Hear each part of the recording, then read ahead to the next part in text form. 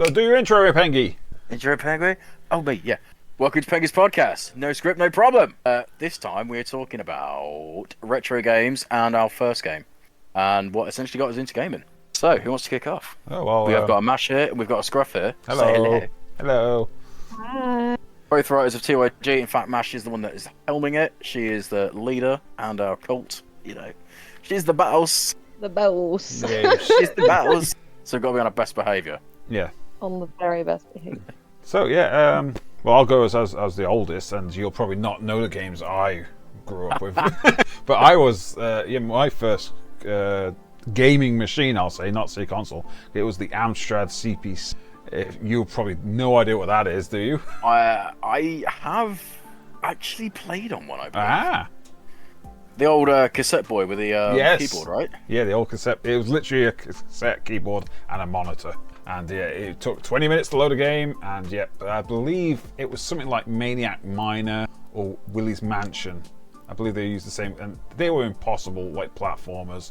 It was back in the days where games were like 3 colors. Yeah. But side note, the Amstrad was actually not an anagram. What's the other term where it uses the first letter of each word? Ooh. Mash, you're the writer here.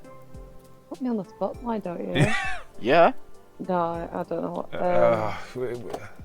I have Google open, but Amstrad actually stood for Alan Michael Sugar Trading Company. So that's what the Amstrad name came from. I'm going to sound really dense An here. acronym. Acronym. That's acronym. there we go. Did the Amstrad come before or after the console? The Commodore came out first. The Amstrad, I believe the I version used came out in 1985, but the Commodore was 1982. Ah, I believe. I say like, obviously I'm not that old, so I know of them and I've played on them in like other places. But And of course there was the Sinclair as well, which is a little bit more popular as well.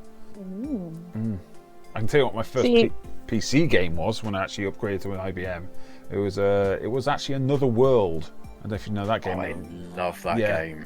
Yeah. They had the 20. I say they had, like it's still not available. It's still available. Yeah. The 20th anniversary. I bought that on Switch the day it came out. Yeah.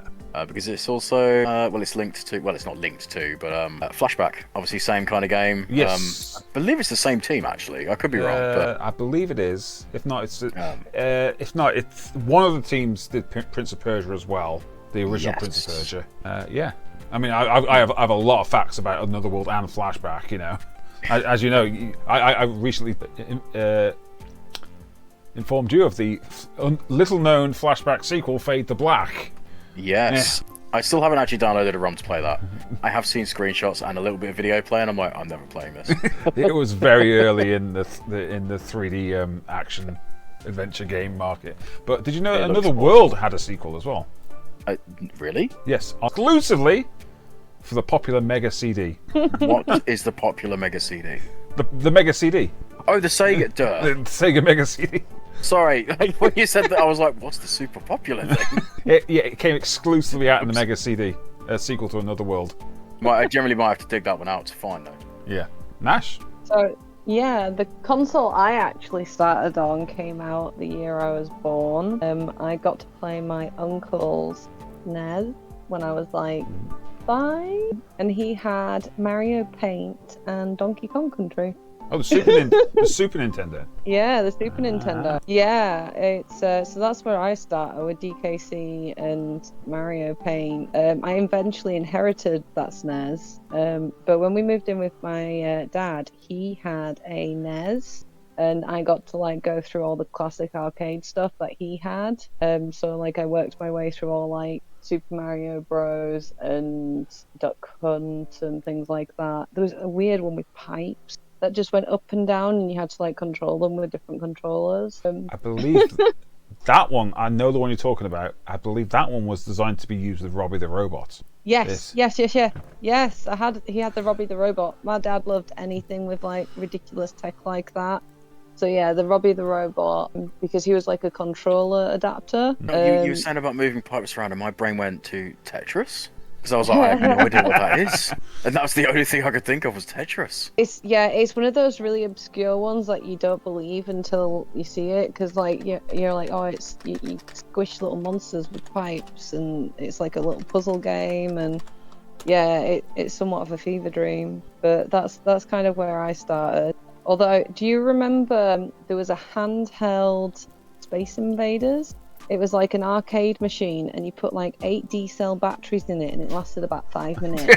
It was maybe like mid to late 90s, and it was just Space Invaders, and it had this big like screen and the little buttons on the front, and it was so noisy. My dad obviously loved it, but everyone else hated it because it was just like pew pew pew. You know, I'm not sure if I got more joy out of that because that would have annoyed people, or if it was Space Invaders. For everyone at home, the pipe game that Mash was talking about was Gyromite. There we go. Yeah. Yeah, that is completely lost on me. I've never heard of that. But it's saying that I never actually owned a Robbie robot thing. The only interaction I have of Rob is in Star Fox 64, where they obviously use the robot as their handler. Yes. That's the only time I had. That was my first interaction with it. Didn't they put him in Smash Brothers? Yes. Yes, they did. I want to say it was Brawl. That was the first game he got introduced in as a playable character. Yeah, he wasn't in Ultimate. He wasn't in Ultimate, was he? No. He wasn't. No, you're right. They lied. They said everybody's here. He wasn't. Depends. Was Rob like a boss, or was he like a trophy or assist? No, he was a playable character. Ooh. Because he was But awful. nobody liked him, yeah. Well, Piranha Plant's awful, and you know he was a DLC character. Justice for Waluigi. Hilarious. One day we'll get that. Goodness. Go on, Pengy. What was your first video game? I've got a vivid memory of what I think it is, and I actually don't think I'm right. Okay. So my first main memory I can think of is Legend of Zelda: Link's Awakening on the Game Boy. Yeah. Is my first, but I do believe my dad had a Sega at the time. Like, obviously, before that, obviously, it was his Game Boy as well. And I'm pretty sure my first introduction was Sonic. I know why you're chuckling. Look, okay, I enjoy Sonic, okay? It's definitely a game that's followed me through my life. And I'm the first to jump on any Sonic game because there's just something about it. It could be the newness. It could be just the bright colours flashing by. It could be the banging music. Do you know, it's just a mix of all of them. They're just a good time. Even the bad I can't ones. say much. I still play DKC regularly. Like, I'm still trying to beat my top time. Yeah, I was gonna say you speed that run that game regularly, don't you? Yeah, so yeah. I can't really say anything. Like, it definitely influenced where I went with my video games, because after starting with the SNES, getting the NES, and then inheriting the SNES. And then I went into the Game Boy, the N64, the GameCube, and became like a full-on Nintendo family. So like it completely influenced what games I played. Like, and if I didn't get the Game Boy, I wouldn't have got into Pokemon as much as I did. And then that was it for me. Like, I was in, because I had like Yoshi's Island on SNES and all the rest of them. But like, yeah, I think once Pokemon came out, like I was putting like 600 hours into game saves and. Yeah, I mean, obviously, like I said, between Sonic and Zelda, they definitely solidified what I enjoy in games. Because I was, you know, at the time, you know, when I had that basic reading skill, because at the time of playing it, I definitely didn't have the proper reading skill for it. And then when I soon, obviously, you know, I was old enough to actually read the material and take it in, it was like, wow, this is unnecessarily deep for just this little game. Obviously, at the time, you know, a dumb little kid is like, wow, it's fun. But looking back, it's still one of my favourite Zelda games, honestly, is Link's Awakening. And I think that's probably for the same for a lot of people that play any first time for any franchise will always be their favourite game. And Link's Awakening is definitely the one that lives with me, just because it was so melancholy and so happy. And it just threw you in different directions. Yeah, I'm with you there, because that was actually my first Zelda game, was Link's Awakening. Because that was my first Nintendo console, was the Game Boy. Yeah, so yeah, I'm there with you. Link's Awakening. Right, so I got A Link to the Past with my SNES, and the first boss, like in the first dungeon, like the proper dungeon after you've like started your adventure. It's like these big things that like these statues that like jump at you, and they go around and I was 6, man. It traumatized me. right? And then you get to the last one, and I somehow managed to get to the last one, and the last one turns red, and he starts going faster and faster and faster. And I absolutely kid you not, my hands were shaking, and I was like, oh my gosh. And then I remember going back because I was prepared this time, because like it really shook me up. And I managed to get through the desert temple, and I got up onto the top mountain, and like I'd already found like the master sword, but I couldn't get to it. And like I'd already found a bunch of other bits, but I needed to get the last thing in the mountain. And I managed to get as far as like changing Link into a bunny rabbit, but I just did not understand what I had to do next. Like, did not understand for the life of me. So like that's as far as I ever got in that game, until like obviously becoming an adult. But yeah, it really traumatized me, did that. I had to like go back so many times. It's funny you say that. Obviously, Scruff, I know you know you've just said you played Link's Awakening as well. But when you get to the 6th dungeon, there is a particular point where you had to blow up a specific wall. I got to that temple at that point, despite having to do that in other temples. It completely slipped my mind, and I was stuck on that dungeon for at least a week, because I could not for the life of me work out what I was meant to do. And then when it dawned on me, it was like, oh, bomb, wall, of course. And, you know, being that sort of age, you know, you're 6, you're 7, you're 8. Yeah. And it was like, this is mind-blowing. I like the switch between the overhead view, and then you had the side platform bits, and even some of the bosses were... Yeah. Boss. I love fighting that eagle boss. That's my favourite boss in that game. I mean, you know, the what's it called? The Death Egg? No, not the Death Egg. The Windfish Egg. Sorry, I was thinking of Sonic with the Windfish. When you fight the Nightmare, and it switches between all of the bosses that you fought along with previous games bosses. Fantastic. I see you there again. At the time, it was just, you know, it was. At the time of me playing it, I didn't understand half of these references. Then going back to it after I'd cut my teeth on a few more Zelda games, I was like, wow, this is fantastic. Yeah. It was one of those games that the older I got, every time I replayed it, I was like, this is the best. There are so many callbacks. It's great. I gotta say, my experience with the Zelda timeline is fragmented at best. I mean, I did Link's Awakening on the Game Boy, then I had Link to the Past on the SNES, and then a massive lull till Breath of the Wild. I gotta tell you, that is a... And now I'm going back through them all, you know. Don't sleep on Minish Cap. Minish Cap's funny. Minish Cap's a good time. Yeah, I tell a lie. I was tempted to do it on the emulator when it came up. I was really tempted to go for it. I tell a lie. I did do Minish Cap, actually. I completely forgot about Minish Cap, yeah. Minish Cap is great. I do like that a lot of retro stuff has come back, though. Like, people are kind of like going back to that arcadey style of game. Yeah. Because we've spoken about it before with the evolution of video games as they kind of like follow trends and things. And like even Prince of Persia, Metroid Dread, you're going back to like more classic Metroidvania style stuff, while keeping in the modernization and just quality of life upgrades essentially. And it's nice to see. Well, as you say about going backwards, like even less so like big companies like Nintendo going back to Metroid, which, to be fair, they should have done that years ago. Metroid Dread was 14 years in the making. That should have been out on the DS at the latest. Yeah. That is on them. That was 14 years in the making. Thankfully, we finally got it. But then you've got other games that picked up the slack, which I find amusing, especially because you just said the phrase Metroidvania. And everyone knows what that is. Everyone knows exactly what you mean when you say Metroidvania. Yeah. But realistically, Metroid started it. It was Castlevania that adopted it. Yes. And they are the two franchises that have slept the most on that. Agreed. Indie games, however, have taken it and ran rampant. Yes. Some of them are awful. No question. Some of them suck. But some of them are absolutely fantastic. And then you get the hybrid ones. Like, you've got a game I've been playing recently, the Sultan Sanctuary, which is your Metroidvania with a nice big splash of Dark Souls. You know, it's both. You've got that backwards, you've got the new ability, go back and do the thing you couldn't do before, with all the Dark Souls, you know, item management, health management, etc., etc. On the different side of the coin, you've got things like Blasphemous, which is more in line with, say, Metroid, where this is your weapon, this is it, go. Yeah. You still have the slightly soulsy things, which is you die, you lose your stuff, go back, collect it.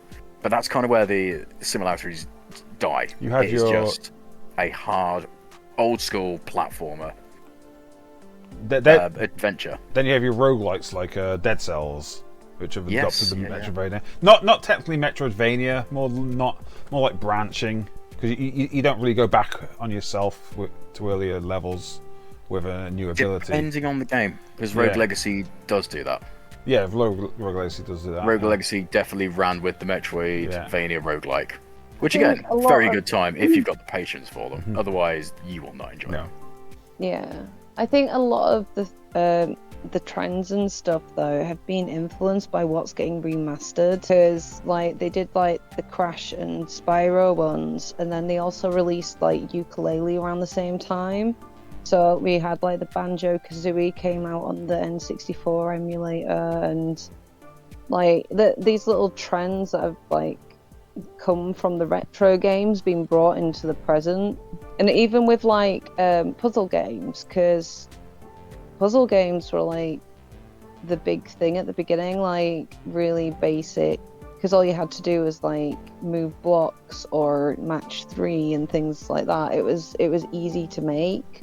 But they're making a resurgence, especially with the Pretty Girl franchise. Like they're making a huge resurgence and getting used because casual gaming has become more of a thing. Whereas before, it was just a case of it was what people used because that's all there was. Mm-hmm. And like so, it's now coming into like more. Yeah, it's become more because people have more time. They have more devices. It's like just whip out your phone, play a quick game. Candy Crush was technically ahead of its time because that was a Facebook app, and which you know. And that was based off Puzzle Quest. Yes, exactly. Yeah, that's your match 3 and all that. You know, I mean, like you say, mobile games. Like, it's not technically. I guess it's considered a classic by this day and age because the first one was on PlayStation 2. But Monster Hunter, like the recent release of Monster Hunter now, I am enjoying it so much. Like every fight you go against the big monster, it's a 2-minute fight at most. Yeah. Where you know, in the actual game, you're looking at least 30 minutes when you first they, fight. they give you a 50-minute timer for a reason. Yeah, you know, because they know the first fight you are learning. Yeah. That's the whole point of the game. But yeah, the mobile one of that, again, it's great for fans of this series, for casual gamers as well that just want a quick, you know, little walk around. A bit like it is, well, it's made by the same team that made Pokemon Go. Yeah. But, you know, it's great for that quick little rush. You know, there's been loads of times, even when I'm at work, I'll highly admit that. There's been times where I've had a few minutes, just see what monsters are around, see what I can beat up real quickly. And it's just these little tiny endorphin rushes of beating this monster. And, you know, you can kind of completely get why mobile gaming took off. Yes. As you said, it's in your pocket, it's there all the time. Quick little 10, 15-minute break, you go, knock out a little game, why not? Yeah. Unfortunately, the corporations saw that and went, "Oh, we can make a bit of money off this." Well, yeah, that's with everything, isn't it? Well, yeah. As we just said about Age of Remasters, isn't that just corporations going, oh, people remember this, they were nostalgic, let's abuse it and take money for it. Mobile Some games it gaming worked is out just really well. essentially- Pardon, sorry? Mobile gaming is just essentially a modern day arcade machine. Like Yes. that's what it is. It's the arcades. Like Wow, that's yeah. what the Play Store is. When you think about it like that, like literally, and it's there, and there's other flashy games, and they all have like put your money in. Some games are free. Some games, you know, spit out prizes. Well, I mean, it makes sense because what's the one thing that, you know, we've got the Google Play Store on Android. Apple genuinely just call it the Apple Arcade. They're not even trying to act. And you know, it was one of those thoughts. Now that you say it out loud, I'm like, yeah, how come I didn't see that sooner? Because you are 100% right. That is genuinely exactly what it is. Yeah. And it's where the resurgence of the retro games as well keeps coming in, because it was basically a new platform, wasn't it? Yeah. Well, yeah, I mean, without trying to segue away too much. Funny enough, going back to Sonic, you know, people wanted to play Sonic, and a single guy took it upon himself to port Sonic CD first. Yeah. Obviously, he ported it to the mobile, and then Sega got hold of him and was like, can we give you money and we'll polish it up for you? And I was like, okay. And, you know, because of that, we managed to get another port of Sonic, which was Sonic 2 on the phone. And then obviously we got Mania, and it just exploded from there. Which I'm not against, because it just means more Sonic and more ways for me to play it. Gotta get that blue boy. Yeah. But it's interesting, definitely, to see how, as you said earlier, with Zelda and how Breath of the Wild is compared to what we remember, especially as we grew up with the older games, and as as they've evolved and grown. It's definitely interesting to look at games like Breath of the Wild, where it's now this big open adventure. Disclosure aside, I think Tears of the Kingdom is far superior and better. Breath of the Wild was a tech demo for Tears of the Kingdom. Yes, I agree with that. From what I've heard, I've not actually touched Tears yet, but it's phenomenal what they've done with it. But then you've got such other games like obviously Mario Odyssey. They went from what you'd always remember, your 3D Marios, and then they went, oh, here's open world as well. Yep. Sonic followed the same trend. It feels like we were in the age of open world games, especially from classics. Yeah. New people to the series ain't gonna. They'll just see it as, oh, okay, cool, Sonic game. For fans of old that have grown up with these games and these titles, we're now seeing all of our old games becoming open world. Granted, Metroid did it, I guess, technically sooner with Metroid Prime. So I'm kind of curious how Metroid Prime 4, if they're gonna stick to a bit more structure. See, right, no, I kind of disagree with you there. Metroid Prime was still a Metroidvania. It was just in 3D. It was, but it felt bigger. It felt more expansive. Yeah, it was an FPS with Metroidvania platforming kind of stuff, like, because you had to find the weapons to upgrade to get past the secret. But there were ways to get around them if you wanted to, and speedrunners have proven that. So yeah, it was still technically, I think, more of a Metroidvania, but it did feel bigger. Oh yeah, I mean, that could have just been the viewpoint. I mean, could you imagine Super Metroid in third person? Because oh my god, imagine the game was big enough as it. Oh god. I mean, hell, even Metroid Zero Mission, just that alone, I say Zero Mission just because it's the Super Metroid engine of Metroid 1. But again, even that game alone was huge. Okay, you could beat it in 2 to 3 hours, fair play, but for your first adventure, you weren't beating that in 2 to 3 hours. No. I mean, Metroid Dread, I beat that, I think, was it late last year or early this year? One of them. Got a hold of it and finally got to see the ending of the story. I was looking at how long it takes to beat, and loads of people were saying, oh, it's like 10 to 15 hours. And then when I was looking down, there was a checklist. It was like, oh, if you beat the game in under 6 hours. And like by Metroid standards, under 6 hours is a relatively long time for a speedrun. Because again, like the older ones were like 2 to 3 hours. That's the bar you want, is 2 to 3 hours to get 100%. Yeah, it's doable. Dread is somewhere between the 5 and 6 hour mark, if I recall. And it's huge. It's so good. I think Hollow Knight kind of set the standard with that, though. Like for the Metroidvania collectibles and things. There's been a couple of really good ones. What was the other one? Is it Greek? I've not played that one.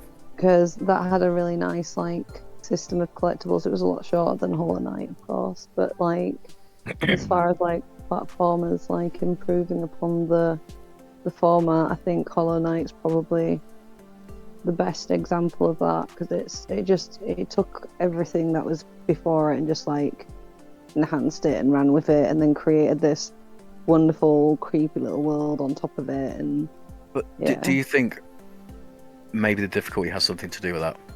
Because personally, if Hollow Knight wasn't as difficult, I don't think it would feel as long. Yeah, that's fair. The same with La Mulana as well. Yeah, mate, yeah. I adore those games. They are difficult, but I love them. I mean, just obviously you're big into trophies, Mash, but one of the trophies for beating the game, the speed run time is beating the game in under 20 hours. Oh, that's that's the harshest time. So there's one just for obviously just beating the game, then it's beat the game in under 40, then beat it in under 20. That's like, are you really? What? So you need to know where everything is to get under that 20-hour mark. And again, between the difficult, it's one of those. It's hard to say if it's hard or not. The most time you'll spend playing that is puzzles, which is fine because it's a heavy puzzle game, slight combat. But then the combat with the bosses is savage, and I can easily just thinking of traumatization through some of those bosses. How much my time would have been dragged down had I not spent nigh on 3 hours on a boss. Oh no, Fairy! Why are you taking away the platform? Don't take away the platform, Fairy! Oh no! Don't do that. That's still my favorite clip of you. I think one of my favorite moments, just because it did catch me off guard. There was a boss. Oh, what was it? It was some sort of undead lady. I can't remember her name. And I just found a way to, I don't want to say cheese it, but cheese it. I hit up and just unloaded a gun into her face, killed her, and I was like, hooray, I beat it! And then the entire room erupted into flames. I was like, oh no! Insane panic straight away. And I was like, oh, it's fine, I'm alive. It's fine, it doesn't matter. Ooh, fake out, it's fine. But that game was so good. The pair of them were so good. Definitely recommend them. If you've got the time and you like puzzles. If you don't like either of those things, you are not going to enjoy them. Good times. So, is there anything that's coming out recently that's almost ports of old... Well, yeah, I guess ports of old games. Or follow-ups, or I guess remakes, if we're going there on that one. I don't know, to be honest with you. The obvious one for me is Falcom have been re-releasing old Legend of Heroes games. That's true. You've been playing Naruto? Yeah, Naruto or something, yeah. And then I got to play like the Crossbell ones and like these and the Trails of Cold Steel. They were originally on like PS3 and PSP. So yeah, that's been fun for me. And getting to play like all the old Atelier games that they remastered and like they continue adding to the franchise. So it was nice to get on board with the series in kind of like the beginning of it again, because a lot of them haven't really been released over here, so it's kind of like retro games, but I'm in the start of it as well. Agreed. I mean, I've been recently playing, what's the name? Oh god, Mal Kingdom. Sorry, completely slipped my brain. So I completely missed the train on the Mal Kingdom games. Granted, I didn't realize I'd missed it as much as other people did, because I missed the first game, which only came out over here. And it wasn't until recently when they released the Mal Kingdom Chronicles, which was number 2 and 3, which had never been released outside of Japan. And, you know, to us it is technically still a new game because we never saw it. Mm-hmm. Obviously there was the fan translations and that all definitely existed online. But that was one of those, it's an experience. It's not a bad one at all. I've been playing the Cowabunga collection, which is a collection of like all the Turtles games from the SNES, Game Boy, Mega Drive era. And I'm having a blast with it. Especially the SNES version of Turtles in Time, which is the one I grew up on, and it's like, yeah, we're living one game I'd love Nintendo to pull the finger out and do something with. Even if it's just a port, I don't care if they just port it. I would want them so badly to do something with the Mystical Ninja games. I adore them so much. Mm-hmm. I went through a phase where because I hadn't played them for years, and then I found my old N64 game list. My favourite entry on there was The Legend of the Mystical Ninja starring Goemon for the N64. Fantastic time. And then that took me on a rabbit hole, and I looked on the SNES, and I was like, oh, I'm pretty sure there was one on there. There's 6. Yep. 1 came to the West. Yes. 1. And there was these other 5, and I was like, do you know, I don't care if I can't read these, I'm playing them.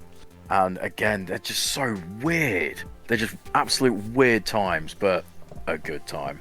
And I'm pretty sure if I looked harder, I would have found fan translations and I'd be able to play them all in English. But it would be nice if Nintendo actually acknowledged that those games existed, because there is a fan base for it. There's a fan base. They wanted them fan translations. Yeah. But you know, we've got the N64 app. What they've just ported, was it Excitebike? No one cares about Excitebike. No one cares about Excitebike. No. You know what I mean? It's Mystical Ninja, man. Come on. What are you doing? Yeah. But even then, saying that on the SNES as well, the 3 RPGs I very much enjoyed. Again, because I never had a SNES to begin with. It was one of those, I went backwards and got a SNES. Yeah. Eventually when I was older. And 3 of my favourite games on there is the Terranigma trilogy, Pseudo trilogy. So there's Terranigma, and now the other 2 names have completely slipped my brain. But they're all essentially the same kind of thing. World's ending, you're rebuilding it, you go into the dungeons, you pick up people. Almost a precursor to Dark Cloud. Where the world is empty, and as you go into the world and you find, or you go into the dungeons and you find the items, it brings the world back like piece by piece, person by person. Almost like a precursor to those games. And again, there was 3 of them on the SNES. Fantastic titles. Again, it's they're rare as, and expensive. So there's other ways of playing them, is all I'm saying. And you know, if the company's not going to do anything with an IP, then that's on them. Okay, right. So in that case, before we wrap up and say goodbye, 2 final thoughts. 1, what retro game would you definitely recommend to people to play? And with the Switch's exceedingly big backwards compatibility, which game would you recommend off their emulator apps? Donkey Kong Country, Donkey Kong Country, Donkey Kong Country. Is that Everyone for both of your I answers? believe that's for both your answers. It literally is, both the answers. Like, if you have not played Donkey Kong Country, it is Because, right, so the reason I like Donkey Kong Country isn't just because of the nostalgia. Like, there's lots of things in it that are just next level, and especially for the era. They used 3D model to make the characters, and then they had, like, 2D pixel art backgrounds, and then they had, like, different layers to it, so it moved as you were moving around. And then, there's just so much good stuff in it. I really like it. It really was like pioneering for platforming, because Mario was still like 2D at that point. So yeah, it really pushed the boat out, and I was really good at the way Donkey Kong went, to be honest. Because like by the time we got to the Wii, Donkey Kong was just he was nothing anymore, wasn't it? Really, you were just shaking things and doing the bongos. Donkey Kong and... tropical thing was all right. Tropical Freeze, was it? I tapped out after Wii, honestly, like, because the N64 one was a bit meh from what I remember, and like, yeah, you got to the Wii one and you had to physically shake the Wii remote because you had to use it side by side, and to roll into an enemy, you had to shake the controller. They did the same thing with the WarioWare though, didn't they? They made a new WarioWare game, and it was just waggle. Yeah. It literally, they ruined so many good games with movements on the Wii. I'm sorry, that's gonna get me cancelled, but the Nintendo Wii was a great console, and it gave us some really awesome new technology, and it brought back your laser gun sights and things like that, but it had no business being in a Mario game. It had no business being in a Donkey Kong game. I'm playing a platforming game. I don't want to have to like switch and move and point my little thing into the screen whilst I'm trying to run and jump and do like flip-flops and backflips and, you know. At least Xenoblade Chronicles didn't have it. Granted, you had to plug an extra controller in to the Wiimote to actually play the game, but yeah, it didn't have waggle. Yeah, exactly. Legend of Zelda on the Wii, that was actually a really interesting use of it, because you only used it for the grappling hook and the fishing rod and like certain little things. Yeah. But with Donkey Kong, it was a core mechanic. You had to shake your controller to make Donkey Kong move. I mean, to be fair, they kind of doubled down and backed on themselves when they made Skyward Sword, but again, that's a completely different topic for the other day. Yeah. Because, I have thoughts about that. Yeah. I have feelings and thoughts very strongly about that one. So there you go. Donkey Kong, definitely. Donkey Kong Country was my favourite. Okay, because we were talking about Metroidvanias, the two games that popped to mind. My retro game everyone must play is Symphony of the Night, Castlevania. Yeah. The music is great. The voice acting, though cheesy, is top notch. And for the if you're on the Switch, I'm going to say the other side, Metroid Fusion. One of the few. I enjoy it because the stalker mechanic in it, where your suit has come alive and it's actually chasing you. Those are my two. And it also prepares you for Metroid Dread, which is also on the same system. Yes. Just saying. Yeah. Okay, so I mean, obviously, I'm going to say Mystical Ninja. Like it's a no-brainer. Yeah. Whether you play the original SNES one or you play the N64 one, both are fantastic times. To be fair, you might play one and be, I want to see more of this and go to the other one. But again, they're just weird games, all set in Japan, and even things that look, I don't want to say normal, but stuff that you'd expect to be, it's this thing, they still managed to make it weirder. Fantastic time. And the writing especially is just hilarious from start to finish. Regarding the Switch app, I can't think of a game I've played recently. The only one I play consistently on there is Star Fox, because I grew up with that game. I love it so much. I adore Star Fox. It's such a good time. There you go. It's Star Fox. But I guess Star Fox. Failing that, failing that on it, it's double barrel though. Sin and Punishment. In fact, no, I'm going to play Sin and Punishment slightly higher. Okay. Because it took years to come out over here anyway, and it was only ever in Japanese. Fantastic time. And graphically, for the years of its existence on the N64, it shouldn't be able to do what it can do. And the story ain't too shabby, if you can understand it. Yeah. I think that's about it. All right. Sing us out. Sing us out. We was in Pengy's podcast, and we did a thing. We did some talking. But no, yeah. So obviously, as we said already at the beginning, this was Mash as our co-leader. Or what about as our leader We have Scruff as well, fellow writer. All three of us writers and such for the TYG various projects. We've got fingers in different pies that you'll eventually learn about. This is something new that's starting, and yeah, another. You know, we'll find it. You'll find it. Good words. Eventually, you know, you'll be able to listen to this on YouTube, and you'll find the shorts. Might be on TikTok somewhere. They'll be lurking around on the internet. You'll come across them. But until next time, we're out.